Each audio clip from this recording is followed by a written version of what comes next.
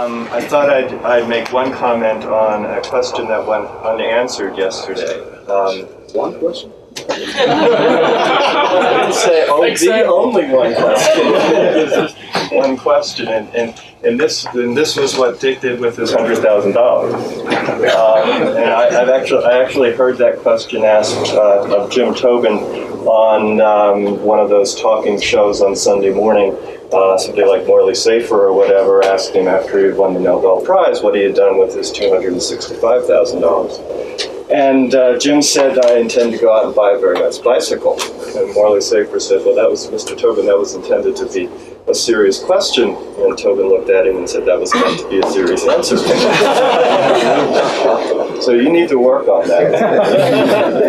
Okay, so Alex, if you would talk to us about the Atlantic Monthly. Okay. All right, so I changed the title of my talk a little bit. It's called Abrupt Climate Change, a Role for the Tropics, and this is work done in collaboration with Uta Krebs from Kiel, Fei-Fei Jin from FSU in Florida, and Stefan Lorenz from Hamburg in Germany. And before I start, I just would like to raise a few issues for the discussion. And well, there is this magic word abrupt, and everybody gets excited about it, and science editors, they like it very much. And so I just wanted to raise the question, what does this abrupt really mean? And this morning we had a small discussion about it. Abrupt typically means that there is a forcing which is pretty slow and the response of a system is pretty fast. Can we agree on this, or? Okay, fine. What is pretty fast? Well, it's faster. Faster than the forcing. Okay, we can qualify this. So what a lot of people have in mind when they think about the thermohaline circulation is this nice Stommel catastrophe. So basically you have a saddle point bifurcation. This is freshwater flux here. This is the thermohaline circulation. And you think if you increase the freshwater flux, for example, you fall into another state. This is what a lot of people have in mind as Stroman for the thermohaline circulation. But this is a bifurcation diagram. Bifurcation diagram means that at each point you are in equilibrium. How slow does the system have to be forced in order to be in equilibrium all the time? So very, very slow. In fact, it turns out that you need 0.1 Sverdrup, that's typically the range here, let's say 0.2, in about 10 to the 5 years, such that the system really feels this point dramatically. So what is happening if you have, for example, 0.1 Sverdrup in 100 years, like we had yesterday in Dick's talk, what is happening is what people call dynamic bifurcations. A dynamic bifurcation looks like this. Whatever is happening up here, which means that you get a delay of this bifurcation. And this delay of the bifurcation, let's call it delta, that is actually can be expressed as the freshwater rate to the 2/3, or it's proportional to the freshwater rate to the 2/3 for this type of bifurcation. And so that means that the abruptness, beautiful abruptness, is replaced by something which is much smoother. And so let's say this is about 1,000 years. What happens if we are dealing with CO2 change in 100 years? So this whole bifurcation is almost invisible, right? So you still get a collapse of the thermohaline circulation, nobody's denying it, but it's more or less happening at the same rate as the forcing changes. So the question of abruptness really has to be kind of specified a little bit, or has to be revisited. And then the question is, well, these saddle point bifurcations, they are the perhaps worst candidates for abrupt climate change. Are there better candidates? I will talk about a few things.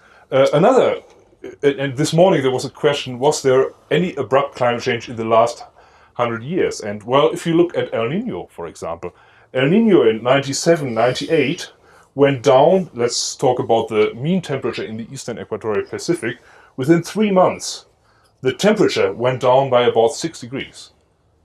Okay, so this is some kind of abrupt change. So that hints to the idea that abruptness very often can be associated with oscillations.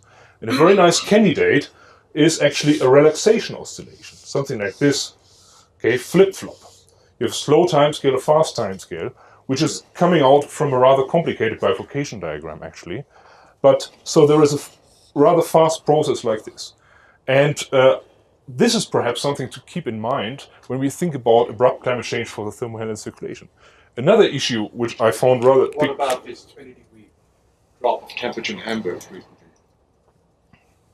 You're welcome to call it abrupt if you want. From July to August to January. Wait. Oh, you mean No. Oh, you're talking about the seasonal cycle. Yes. Well, if you Compared to the 6 degrees, I would say that's pretty. sure. I think abrupt also implies some kind of persistence before and after the quote event. Mhm. And so if you just have a lot of variability, that's not necessarily Well, spike certainly. up and down. Yeah. I don't know. It's Well, maybe we can discuss it afterwards. I just want to bring up one other aspect of this whole abrupt business, and that is if we look at the Greenland ice core temperature data set, a lot of people are looking at the cold events, right? And if you look at the Greenland temperature time series, whatever the Danskar-Oeschger events, they are something like this. So the only thing which is really abrupt, or the most abrupt thing, is the warming. Nobody's talking about this warming. What's the physics of the warming? Why did we have Berlin Alleröd? I mean, we know a lot about cooling now, and there is freshwater stuff, and since Manalo Staufer, not much has happened to understand this, but we haven't really worked on this warming. So is this what Michael Winton suggested, that during an off state of the thermohaline circulation, heat accumulates in the deep ocean due to geothermal heat fluxes and vertical diffusion and stuff like this. So the deep ocean temperature rises like this, and then there is a threshold because the density in the deep ocean is getting lighter and lighter and it wants to come up. So the whole thing can be vented to the surface at some point. Is this the Berlin Alleröd? So nobody knows, and I think this is the question which has to be answered. Maybe it's irrelevant for future climate change, but in order to understand paleo things, this is really where abrupt things are going on. Why isn't it just a rapid turning back on of the thermohaline circulation itself? Well, that's right, but what is the physical mechanism for this? Do you have any idea?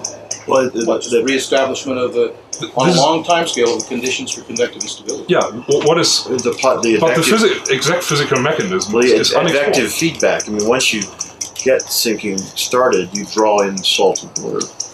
Well, but when do you get sinking started? What are the mechanisms preconditioning this? Many would argue it's the time scale for reestablishment of conditions for convective instability is a diffusive time scale. Well, that's one idea, right? This Winton and so So on. you get a relaxation oscillation. Of Absolutely fine. So this is Michael Winton's idea, but we haven't really proven this. Nobody has seen this kind of relaxation oscillation in the couple general circulation model under glacial conditions. Anyway, now let's go.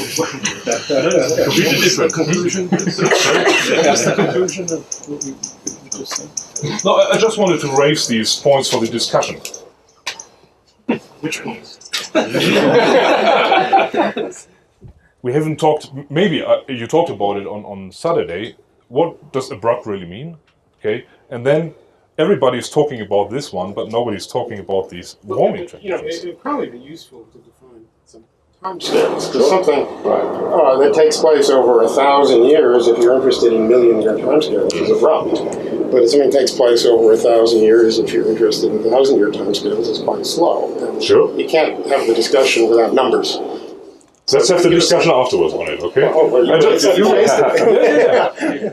Okay, Shall we start in 5 minutes then? Yes. okay. So this Actually, we'll just go this direction. this was just the motivation why I put these abrupt in quotation marks, okay? There is a question, is there any example for abrupt climate change in reality or in model simulations, which is coming from the tropics? And, well, do we have something like saddle point bifurcations in the tropics? Well, there is a Bjerknes catastrophe, nobody has looked at this really in detail. That is a saddle node bifurcation. But other than that, how can we generate something abrupt, something bifurcation-like in the tropics? And so by analyzing a couple general circulation model from the Max Planck Institute, we figured out that under greenhouse warming conditions, Enso undergoes rather strange and peculiar changes So first of all, this is the running standard deviation of the temperature anomaly in the eastern equatorial Pacific. And it goes to 2100, which is the time of CO2 doubling. And the black curve is showing the running variance of Niño 3 temperature anomalies. And you see there is a rather strange transition here from this variance regime to this variance regime, and something happening later on. We can talk about statistical significance of this. But the question is, what is really happening? Why, at least in this model simulation, is suddenly the variance level of Enso dramatically changed? Is this due to Enso operating in a different regime? And that is kind of reminiscent of what happened. What are your different lines? The black line is the running standard deviation of the scenario run. The green line is the running standard deviation of the control run. And the red line is the running standard deviation of the observations. And the horizontal ones? The upper green one. Oh, these are some the green line. significance levels. And this is just 2 bars I would like to draw your attention. Okay? So, what is happening here? This is the question. And furthermore, there are these strange packages of El Nino cycles. High variance, suddenly low variance, high variance. So this is another issue. So there are these jumps of Enso. What can they be associated with? Well, a strawman for this is the Hopf bifurcation. And for those of you who don't know what a Hopf bifurcation is, you always experience it at an airport. Every time you have a trolley behind you and there is a little bump on the street, right? If you're not too fast, this trolley starts to swing. You have a kind of oscillation and it dies out. But if you're pulling too fast, suddenly this thing is getting stronger and stronger and it's pulling over, right? So there is a critical speed of pulling your trolley where the behavior changes from a damped oscillation to an unstable oscillation. So this is exactly shown here for Niño for the temperature as a function of the coupling strength in the eastern equatorial Pacific. If the coupling strength is 0, no coupling between atmosphere and ocean, there is no Enso, okay? If we increase the coupling strength, we know we'll get some self-sustained Enso oscillations. So here, the Enso oscillation is self-sustained. You don't need noise in order to generate variance. Here you need noise in order to generate variance. Can this be, if we go from this point to this point, can this be some kind of critical thing, something which is associated with abrupt climate change? Well, one can do some kind of analysis of this. One can take the coupled circulation model output, temperature, thermocline, and all these kind of things, and project this onto a simple Enso model. And then you can do some instability analysis of this simple Enso model. And we have done this, and what is happening is that the growth rate, meaning the eigenvalue of the simple Enso model, that crosses 0 when there is this variance jump, and which means we are exactly crossing this Hopf bifurcation. But it's not the true Hopf bifurcation, because also for Hopf bifurcations there is this delay. So if we approach a Hopf bifurcation infinitesimally slow, we'll see it. If we go to the Hopf bifurcation rather fast, in a fast train, we wouldn't see it. We get all kind of under and super saturation effects. Anyways, this is an example to contemplate. Maybe Kim, you showed this already on Saturday, or well, there is a question: how does Enso behave? Is there any evidence that Enso is really depending on climate change, or are all these just model artifacts? And Sandy Tatopi collected some fossil corals from these fossil terraces, fossil coral terraces from Papua New Guinea, and he did all kind of fancy analysis.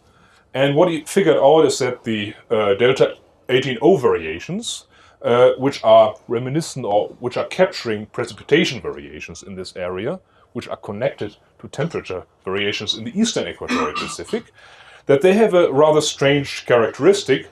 In particular, what is shown here is the cumulative probability density, this percent, for different corals. So the blue corals are corals from glacial times, the red corals are corals from interglacial times. And you see that the variance here of the fossil corals from glacial times is less than those from interglacial times, suggesting that Enso was weaker under glacial conditions. However, we make the assumption here that the teleconnection from the eastern equatorial Pacific to Papua New Guinea in terms of rainfall is constant over time, which is questionable. So then there was the rather famous lake record from Palcacocha. Did you show this? Okay. This is a lake in Ecuador, and some people took some sediment samples, and it's nicely varved, and you see a lot of structure in there. And by looking at the variance of the grayscale fluctuations or red color intensity fluctuations, which are associated with the river runoff into this area, the river runoff in Ecuador is associated with Enso, you see changes here over the last 10,000 years.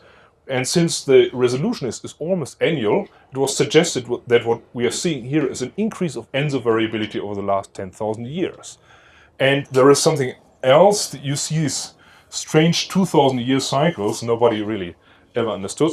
Are we seeing an increase of Enso variance? And if yes, is this the first and convincing sign that Enso is sensitive to climate change, orbitally driven climate change? Well, it's questionable because also the catchment basin of this lake has changed over time. Anyways, we don't have really a clue, but there are some suggestions. If we just look at the last 400 years, different proxies for Enso, well, there is hardly anything which we could call abrupt change or any change here. So the evidence is in fact very weak that Enso characteristics have changed. Of course, the mean temperature in the eastern equatorial Pacific has changed, but not the characteristics. You showed this? I think so. Okay. Model evidence is also all over the place. And so Dick already pointed out yesterday that the last glacial maximum is actually an interesting test case to figure out whether Enso should be sensitive to climate change.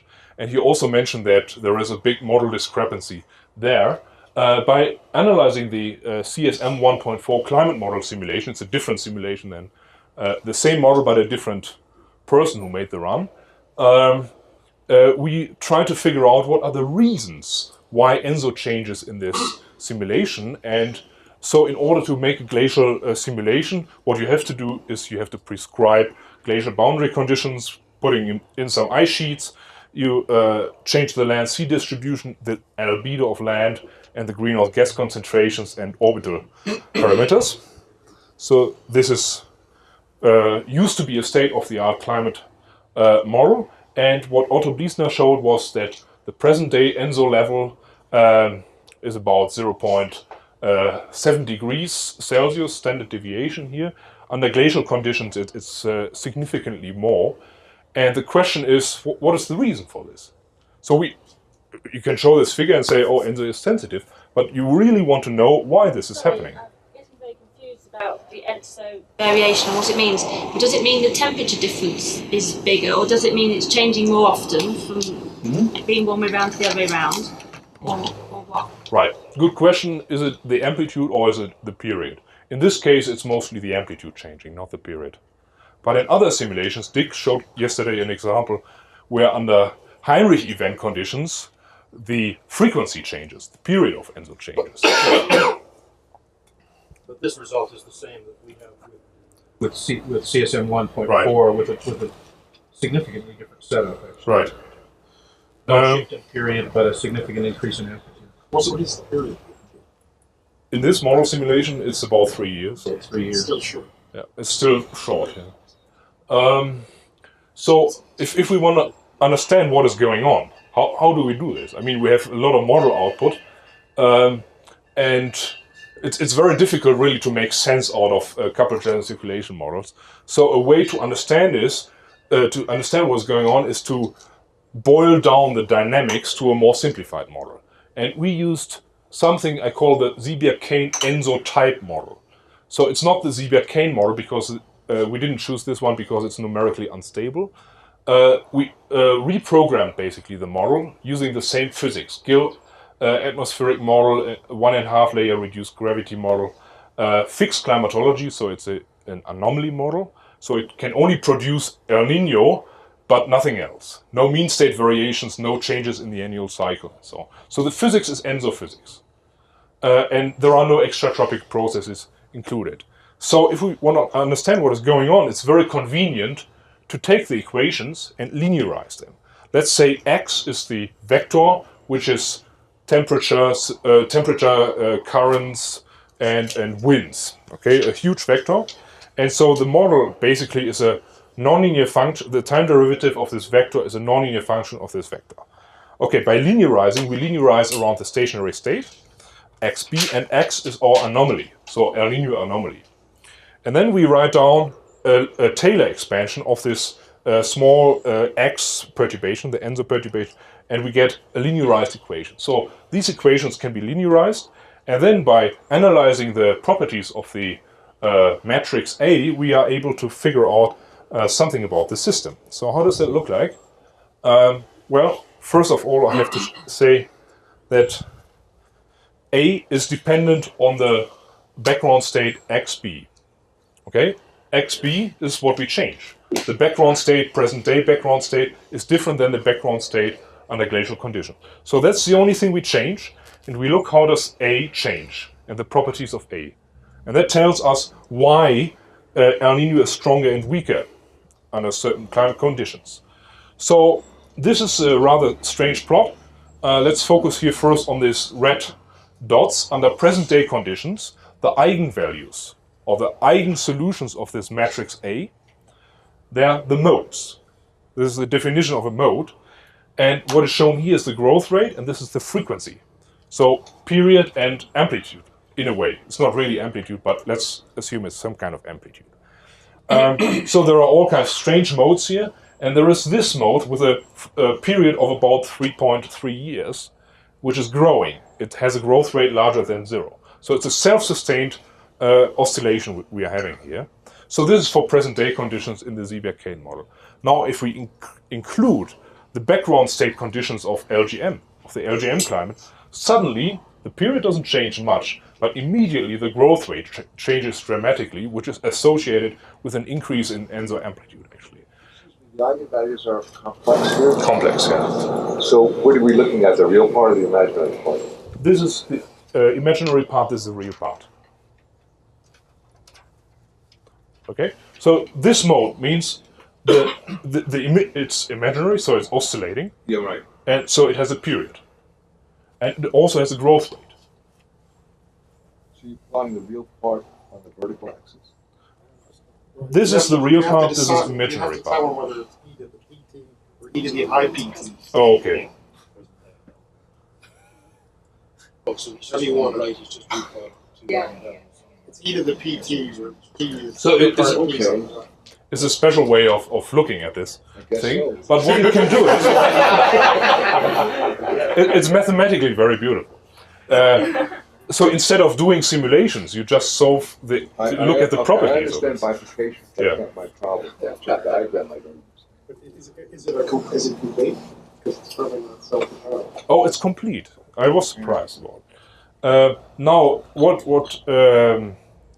I wanted to say here is, you can do this kind of exercise very easily by just changing different parts of the background state. So you can say, okay, I just changed the temperature structure under LGM conditions. How does that look like? I can change the thermocline structure under LGM conditions and see what is contributing most to the amplitude rise of Enso. Okay, and it turns out in this model simulation, the Enso enhancement can be attributed to the thermocline shoaling. Under glacial conditions, the thermocline is shallower, and an anomalous meridional SST gradient, which is important, meaning that the off-equatorial, or the gradient between tropical heating and extratropical heating, is a very crucial controlling factor for Enso variance. So this is a way of looking at coupled channel circulation models in a more dynamical way. Now I'll go to some other simulations. Recently, Stefan Lorenz performed an interesting simulation with the ECHO-G MPI coupled model, and I think Hans will talk about it more in detail. This is a simulation where the orbital changes of the last 165,000 years are taken, And the model is so expensive you can't run 165,000 years, so you make a 1650 year simulation, but you squeeze the orbital forcing, you accelerate the orbital forcing with a factor of 100. Okay, so this is the orbital forcing, for example, in the equatorial Pacific, for starting from 140,000 years to 20,000 years into future in this simulation. And this is the forcing for coupled general circulation model. So what is happening to the mean state? So the mean state in the eastern equatorial Pacific, because only the obliquity changes the mean state, annual mean state, the annual mean state very much follows here the changes in the annual mean insolation, which is not too surprising. Okay, so the equatorial annual mean temperature is driven by obliquity. And now, but the interesting thing is, how does Enso respond to this? So we have small changes in Enso in the mean state of the Pacific. How does Enso change? And in this model, something strange is happening.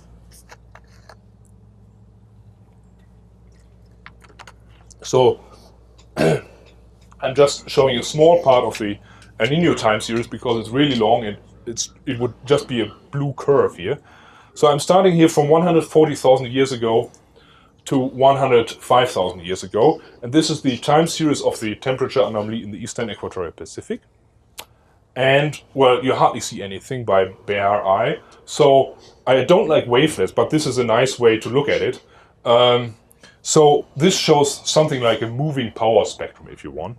So this is the period here, and this is time again. And the period here, this part is the annual cycle. So this is the raw time series. Annual cycle hasn't been subtracted because it's changing. And so we see for a long time the annual cycle is the dominant feature here in this temperature time series. But there are always phases where suddenly the annual cycle stops. And then a biannual Enso mode shows up. Unfortunately, this model has a 2-year Enso mode, which is a little bit unfortunate. But nevertheless, you see these abrupt changes between an annual cycle into a biannual Enso mode. And they are really quite abrupt because they happen within, whatever, a few years. So orbital forcing can drive abrupt climate change in the tropics. And the question is, what is happening here? Why the two don't like each other? Either there is an annual cycle, then there is no Enso, or the other way around. And we know that the annual cycle is modulated strongly by the orbital forcing. The precession changes the annual cycle, obliquity, and so on. And now we try to understand a little bit what is going on. So this is showing a Hopf diagram. So this is latitude versus time, the same time frame, for precipitation anomalies. So what we see is that the inner tropical convergence zone, which is always this red stuff here, it's south of the equator in this period. Then it's jumping to north of the equator, it's jumping back south of the equator, and so on. So this is what the precessional cycle does to the inner tropical convergence zone, to the position of the inner tropical convergence zone. Now, the orbital forcing changes the position of the asymmetry, the meridional asymmetry, because the inner tropical convergence zone typically likes to be north of the equator, which is the reason why we have an annual cycle. And George has worked a lot on this. So if now the ITZZ moves latitudinally, we change the annual cycle because it's driven by the asymmetry. If we change the annual cycle, we change Enso. So this. Why does the ITCZ move with the amplitude of the annual cycle? Obliquity is okay. Obliquity, I can understand. Precession. Precession. I was also surprised about it, but I think it has to do with the different land-sea contrast. So in an aquaplanet, it should be there shouldn't be any change. But I think it has to do with the different land-sea. Because the present asymmetry is usually attributed to the distribution of continents, right? And that isn't changing.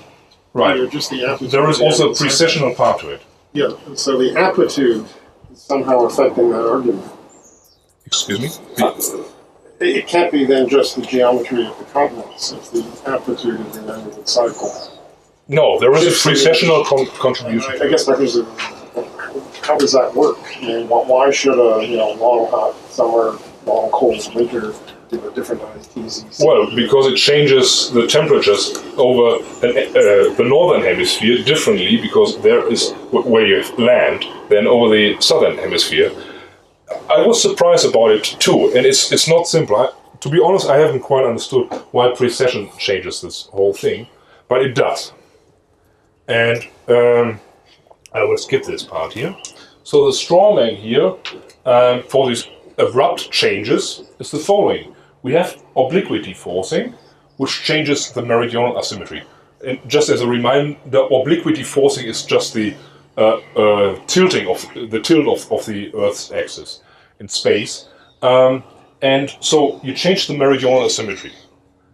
Changing the meridional asymmetry changes the strength of the annual cycle. George and his co-workers have worked a lot on this part here.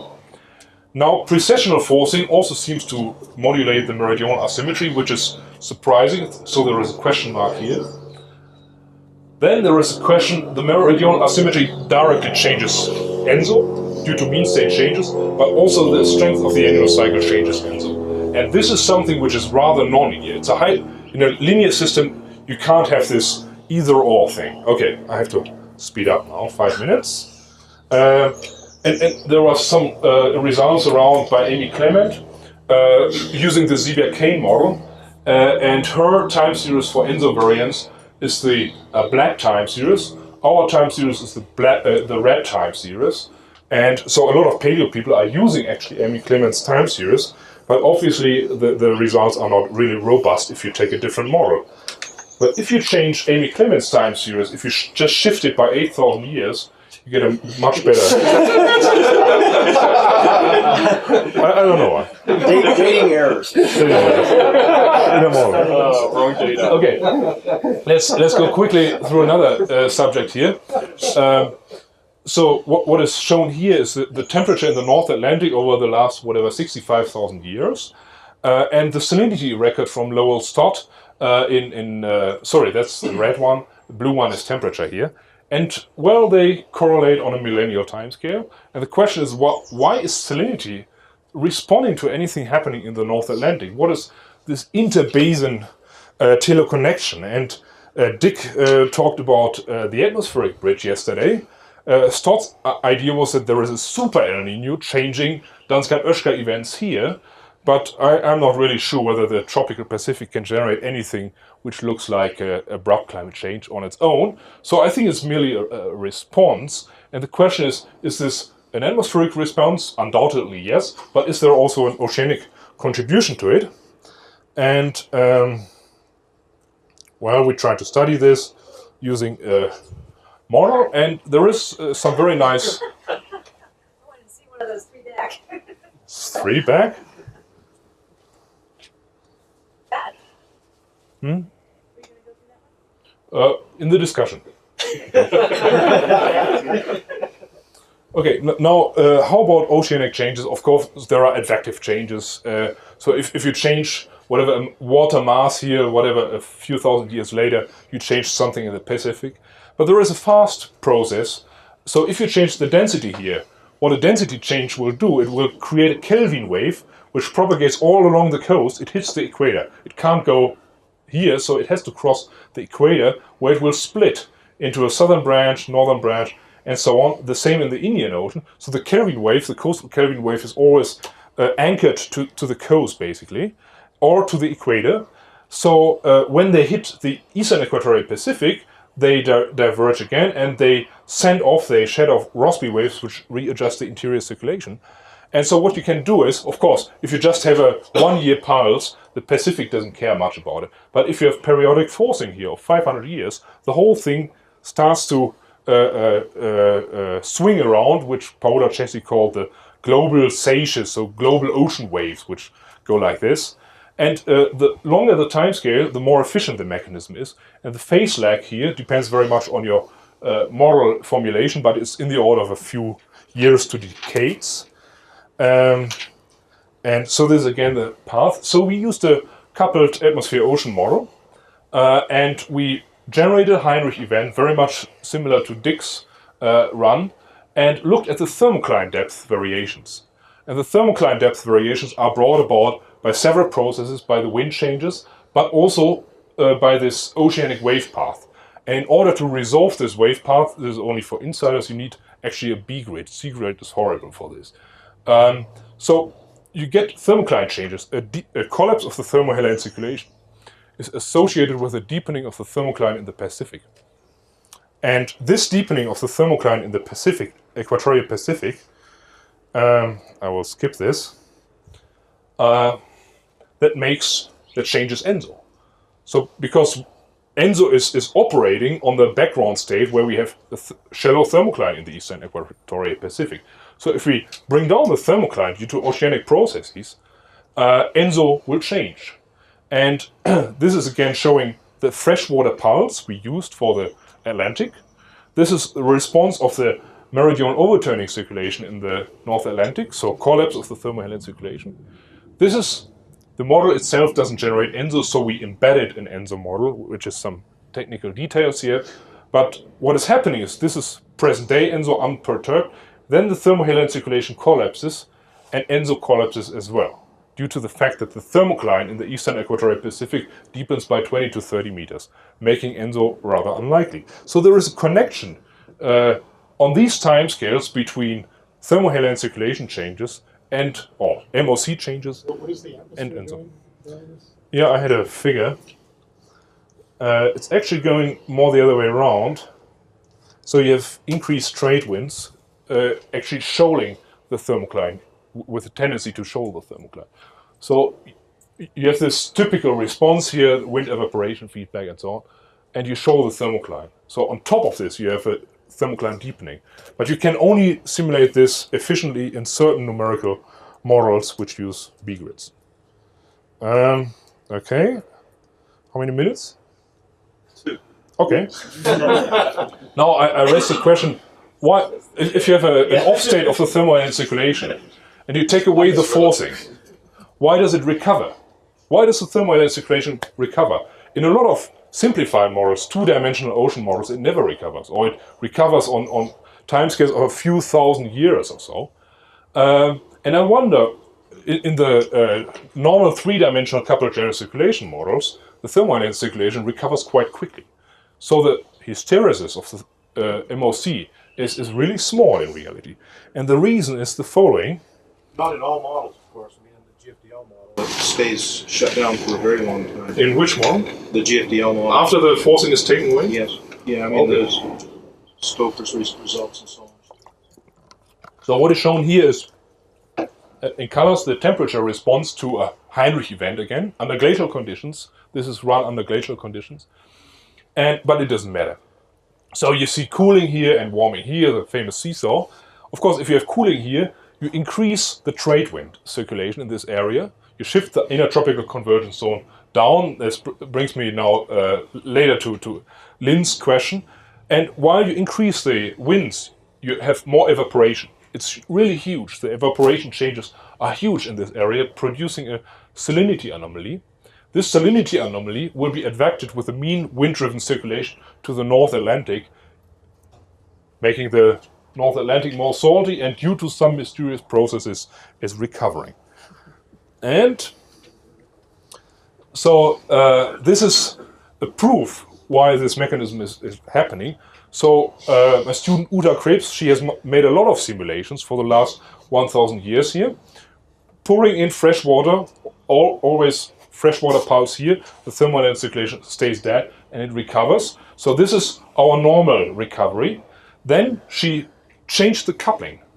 So when we have absolutely no atmosphere-ocean coupling, so a forced ocean model, like what George was telling yesterday, when we have a forced ocean model, mixed boundary conditions, actually the thermohaline circulation doesn't recover. And this is the reason why a lot of ocean model simulations, they have this wonderful dead state.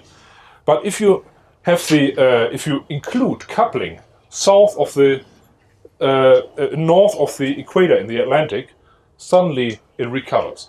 And it's exactly, this is the last thing I wanted to point out, this is the mechanism. If you have a thermohaline circulation which is weak, you generate a seesaw in the equatorial Atlantic, which makes the trade wind stronger. Then you have the wind evaporation strength feedback, which is making the seesaw even better.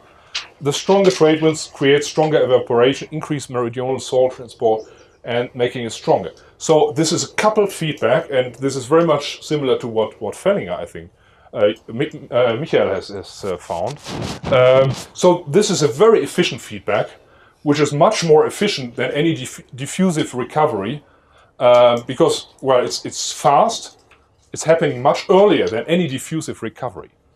So for pulses, for meltwater pulses in the order of a few hundred years, if you make the thermohaline circulation, if you force it to be off for a few thousand years, of course, then diffusive timescales are becoming important. So I'm saying here the thermohaline circulation, that if you want to assess the stability, it's a couple problem. Forget about any forced ocean models. And, well, just 1 minute? One.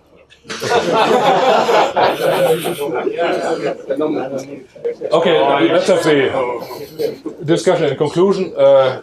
So I try to illustrate that the annual cycle, which is driven by some interesting processes in the equatorial Pacific, changes Enso amplitude, and the two are tightly linked. This is clearly nonlinear, and either one is strong or the other one is weak, at least in this model simulation. That is the source of abrupt climate changes in this run.